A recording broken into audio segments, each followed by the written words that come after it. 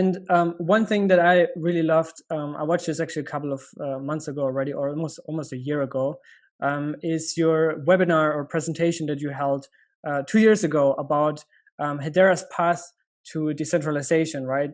And in that presentation, you're basically laying out the plan in this quadrant. I think there's 4 fields where you say, the token distribution is one thing, the underlying node infrastructure is another thing. And it really clicked for me, where it's like, man, he's totally right? There's so many layers that need to be decentralized. It's not just like, okay, you decentralize hashing power now, but if 90% of the coins are owned by 10 people, then, well, how decentralized are you really, right? So can you share your views on how Hedera is going to decentralize? Obviously, from 2 years ago when you first brought this up, and now there has been a lot of progress. So yeah, can you just talk a little bit about that and also share your views on how we go moving forward? Yes. So to decentralize, first of all, you want the big miners to be known and transparent and trusted themselves. So in some ledgers, you have decentralization. We have thousands of miners, but there's a handful, a dozen that controls the mining pools that control everything.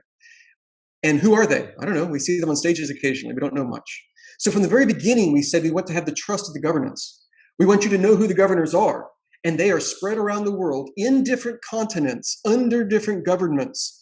We have some of the world's top companies. We have some of the world's top universities. We just welcomed ITT Madras.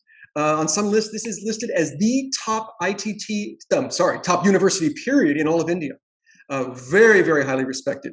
And we have the University College of London, and we have the London School of Economics. We have these top tier universities. We have top tier companies that you've heard of. You've heard of Google probably, and LGE, and some of these others, LG Electronics, IBM, and Boeing, and all these others. Deutsche Telekom, largest telecom in Europe. Probably heard of these. These are the kinds of companies that we have, and they're in different areas too. Like DLA Piper is one of the largest legal firms in the world.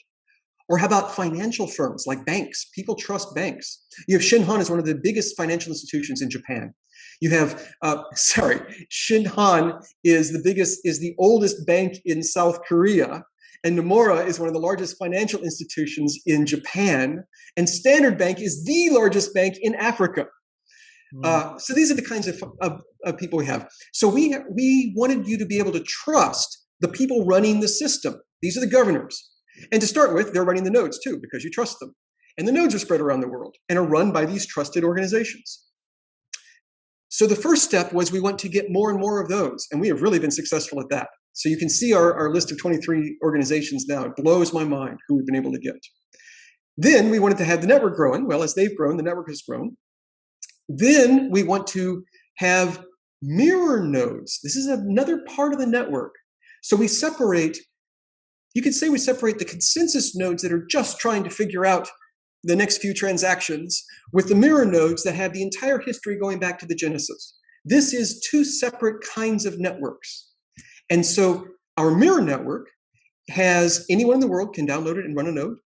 We have community people running nodes. I don't think anybody's anonymous right now. Actually, if they were, I wouldn't know about them. And that's the beauty of it. Maybe we have anonymous nodes. I don't even know who's running. Anybody could run it. You can download it right now.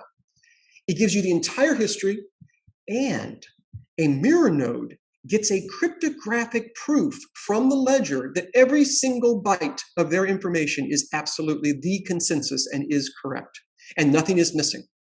This is important. They get a state proof from the ledger. These state proofs are critical. We can talk more about those. But if you run your own random mirror node, you don't just know, well, it's hard to break a hash, so it's probably secure when I get enough farther after a given transaction, it's probably good enough. No. As soon as you get it, you know for sure that it's been cryptographically signed. And so that's part of the decentralization, is that we have mirror nodes and anyone can run them, and people are.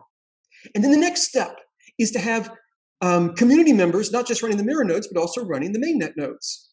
And we're very close to that. We'll be very soon rolling this out with community members running mainnet nodes. And then the last step, which will come at some point, is anonymous nodes. anonymous mainnet nodes. I mean, you can have anonymous mirror nodes right now, but anonymous mainnet nodes. So permissionless mainnet nodes, not just the permissionless mirror nodes. And so that is also coming. So this is the path that I laid out in the video you saw, and we have been moving along that path, just like I said. And I'm excited about where we are on that. Yeah.